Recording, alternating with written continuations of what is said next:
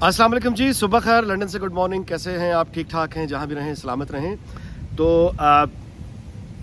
क्या कहा जाए, जस्टिस मंसूर अली शाह के जो रिमार्क्स हैं वो रिपोर्ट हो रहे हैं, आप भी पढ़ रहे हैं, उसमें उस क्वेश्चन कर रहे हैं कि नायब का जो दायरा इख्तियार है, कवानीन है, उनमें फ़ौज को क्यों नहीं लाया गया।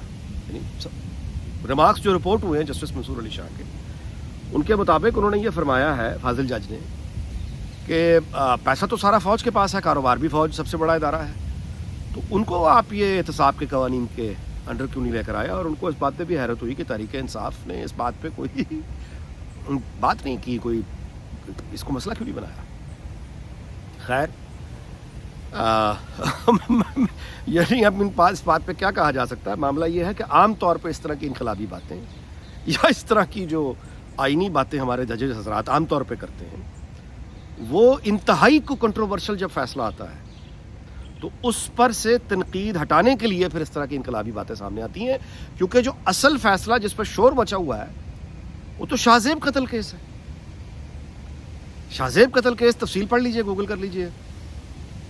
2012 में डिफेंस कराची में शादी से वापसी पर 20 साल का नौजवान अपनी बहन के साथ था। शाहरुख जतोई और उसके साथियों ने, बहुत जतोई फैमिली, बहुत बड़ी फैमिली, बड़ी से मुराद ताकतवर फैमिली, तो उन्होंने, चूँकि ज़ाहिर है कि हर लड़की ख़वातीन या कोई भी, वो तो हर चीज़ पर उनका हक है, जिसको जी चाहे करें, कानून की क्या हैसियत है। लड़की को उन्होंने छेड़ा, भाई ने थोड़ा रेजिस्ट किया तो भाई को फौरी तौर पे कत्ल करके उन्होंने फौरी इंसाफ कर दिया।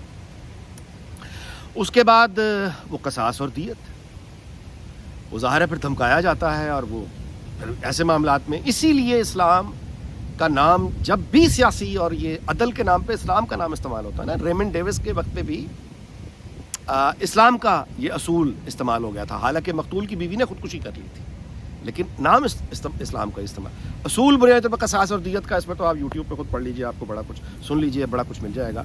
लेकिन इस कानून की जो बिल्कुल ही, इसकी बैकग्राउंड बिल्कुल ही और है। ये तो है कबायली जो दुश्मनियाँ चलती हैं नस्ल दर नस्ल दर नस्ल दर नस्ल, उसे ख़त्म करने के लिए खैर और अमन का एक रास्ता है। एक रास्ता वो भी अगर सिर्फ और सिर्फ यानी जिनका कत्ल हुआ है उनके पीछे रह जाने वाले अगर वो इजाजत दें तो। इजाजत का मतलब ये नहीं कि आप गन लेके खड़े हो जाए कि मन,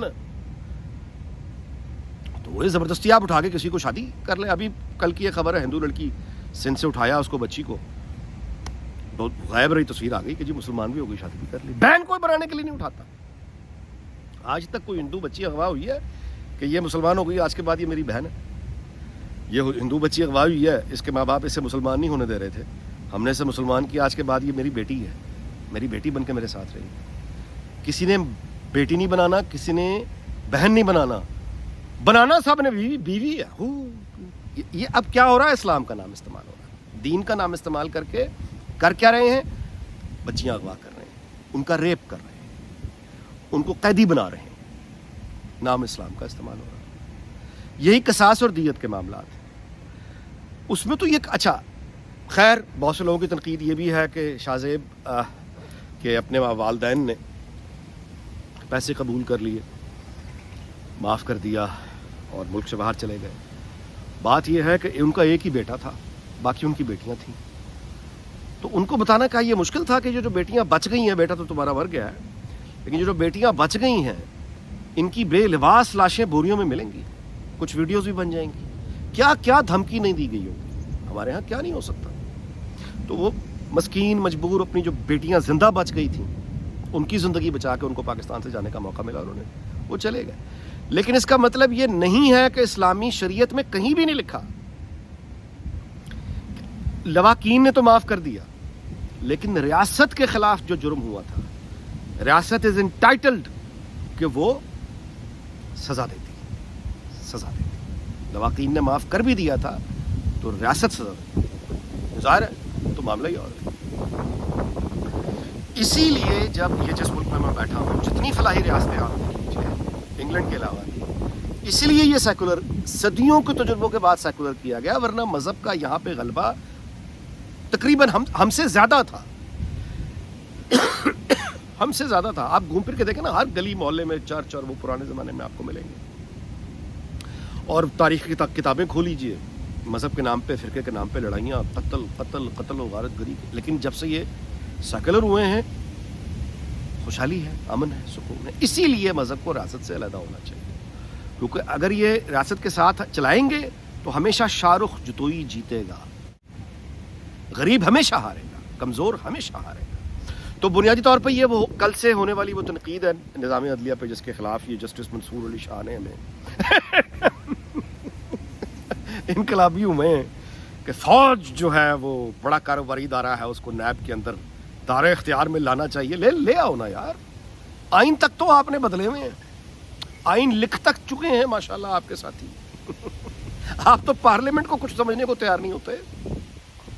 آپ نے تو مارشل لاؤں کو جائز قرار دیا ہوا ہے. آئین میں کہیں لکھا ہے مارشل لا کو جائز؟ نظریہ ضرورت نکال دیا تھا, کب سے نکالا ہوا ہے؟ ایک از خود نوٹس ذرا ادھر بھی لے لیں, خود لے لو نا. جسٹس صاحب سے میں استدعا کر سکتا ہوں, خدا نہ خواستہ یہ کوئی میرا یعنی خدا نہ خواستہ کوئی توہین عدالت کا, میں غریب آدمی ہوں بھائی, ہاتھ جوڑ کے میں بالکل میری کوئی نیت نہیں ہے توہین عدالت کی.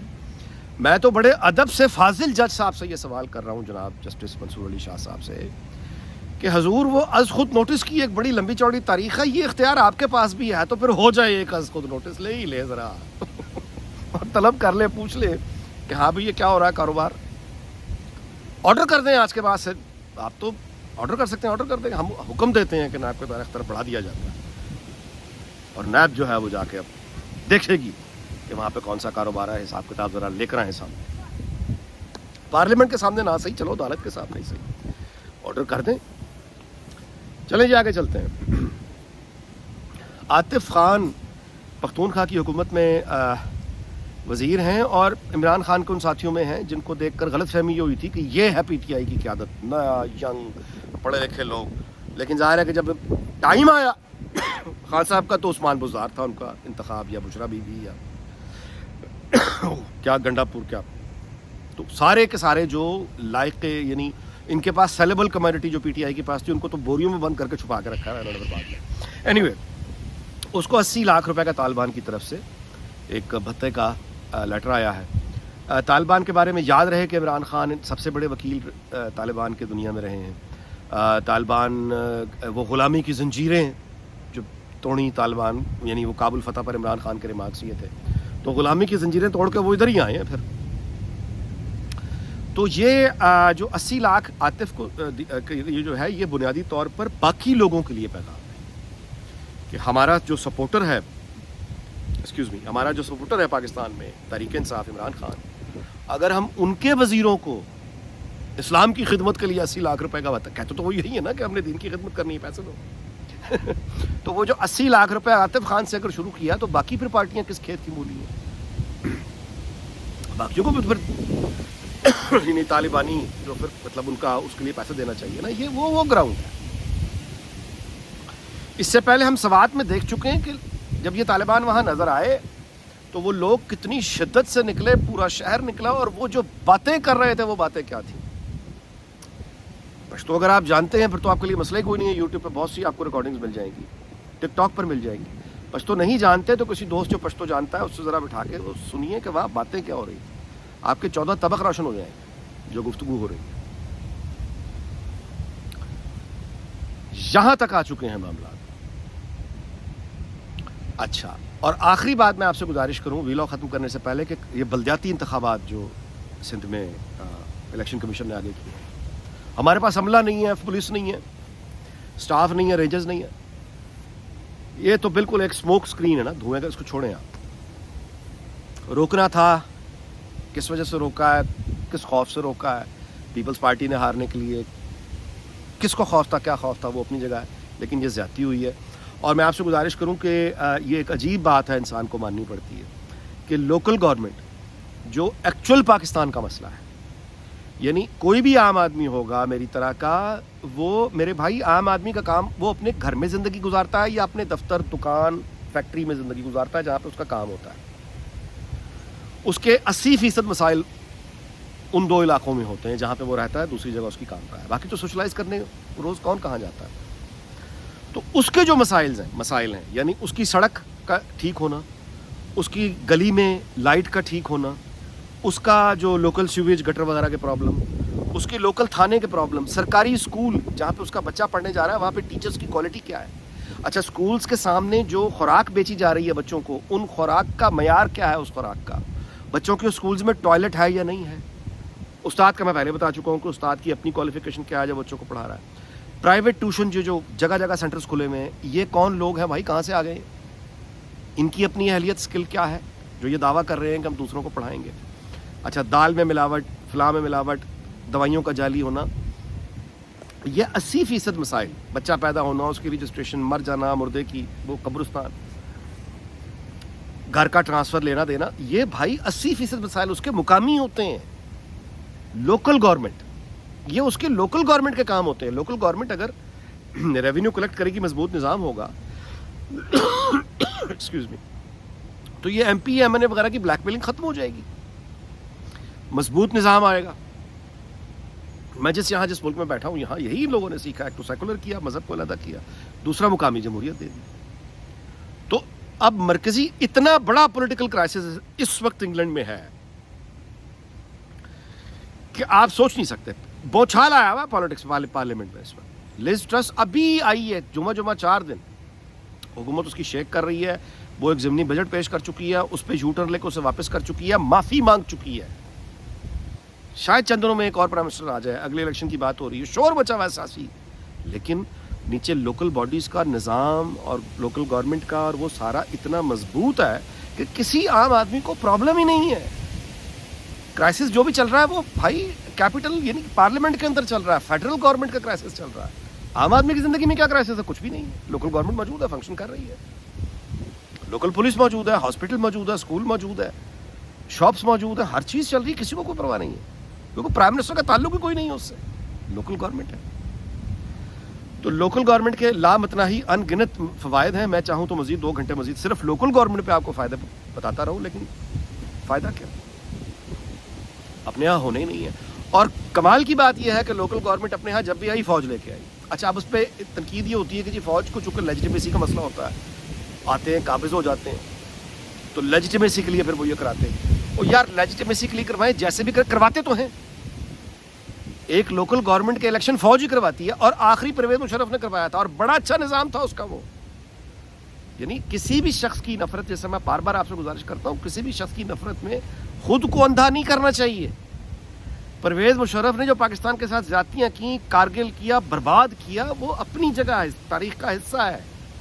لیکن اسی پرویز مشرف نے بہت اچھا لوکل گورنمنٹ کا وہ دیا تھا، سارا کا سارا پاکستان کا نظام.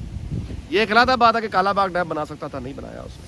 میں جی کنسنسس پیدا کرنے جا رہا ہوں. پاگل آدمی، تو کنسنسس پیدا کر کے آیا، بندوق اٹھا کے آیا، بندوق اٹھا کے جائے. شروع کے 3 سالوں میں تو بولے ہی کوئی نہیں تھا، بنا دیتا کالا. بنیادیں رکھ گیا ہوتا، بنا گیا ہوتا، آج ہمارا بڑے مسئلے حل ہوتے. اینی وے چلیں. تو مقامی حکومتوں کا نظام اس کا بہت اچھا نظام تھا، اسی نے گرو کر کے آگے مضبوط بننا تھا. لیکن وہ 2008 میں پیک اپ ہو گیا. تو بس وی لاگ اس بات پہ ختم کرتے ہیں کہ دیکھیے ہمارا کوئی جج صاحب ہوں، قائد اعظم کی تصویر لگائی ہوتی ہے اوپر. قائد اعظم ایک وکیل تھا، یہ ملک ایک وکیل نے بنایا ہوا ہے. اس وکیل کو قیامت کے روز مجھے یقین ہے، وہ ایک لطیفہ ہے نا، کسی سیاستدان نے بڑی عزت سے کسی محفل میں، شیخ رشید جیسا، اس نے کسی استاد کی بڑی عزت کی اور تکریم سے کہا کہ میں آپ سے پڑھا ہوا ہوں، دیکھیں آج وزیر ہوں، تو میرے لائق کوئی خدمت ہو تو بتائیے، میں کیا خدمت کر سکتا ہوں. تو استاد نے جواب دیا، بڑی مہربانی لوگوں کو یہ نہ بتایا کرو کہ میں تمہارا استاد ہوں اور تم مجھ سے پڑھے ہوئے ہو، بس یہ مہربانی میرا کام کر دو، یہ نہ بتایا کرو، میری بدنامی ہوتی. آپ یقین کریں قیامت کے روز اٹھیں گے انشاءاللہ. تو میرا اس دن یعنی باقی تو خیر اللہ معاف کرے، اس طرح کی باتوں پہ مثالیں نہیں دینی چاہیے، لیکن میرا گمان یہ ہے کہ قائد اعظم وہ کہے گا اس قوم سے میرا کوئی تعلق نہیں ہے بھائی. وہ اپنے رب سے کہے گا، میرے رب میں نے مطلب معافی مانگے گا اپنے خدا سے، اور وہ کہے گا کہ یہ پاکستان جو میں نے یہ میں نے یہ نہیں بنایا تھا، میں نے یہ نہیں بنایا تھا، ان لوگوں کے لیے نہیں بنایا تھا، نہ ہی ان لوگوں کی اعمال سے میرا تعلق ہے. اور ممکن ہے کہ وہ شکر ہی اپنے رب کا ادا کریں کہ بہت اچھا ہوا کہ تم نے اتنی جلدی اٹھا لیا. آپ اندازہ لگائیں آئین اور قانون، ایک وکیل کا بنایا ہوا ملک، اور عدل اور انصاف کا یہ نظام، قائد اعظم کو تصویر لگائی ہوتی ہے اوپر. اچھا جی، بہرحال دعا ہم پھر بھی یہی کریں گے کہ اللہ تعالیٰ پاکستان اور اس کے تمام ہمسایوں کو ہمیشہ آباد اور خوش رکھے، پوری دنیا کو شاد اور آباد رکھے، خوش رکھے. اگلے ولاگ میں آپ سے ملاقات ہوگی. اپنا بڑا خیال رکھیے گا, بہت خیال رکھیے گا. اللہ حافظ.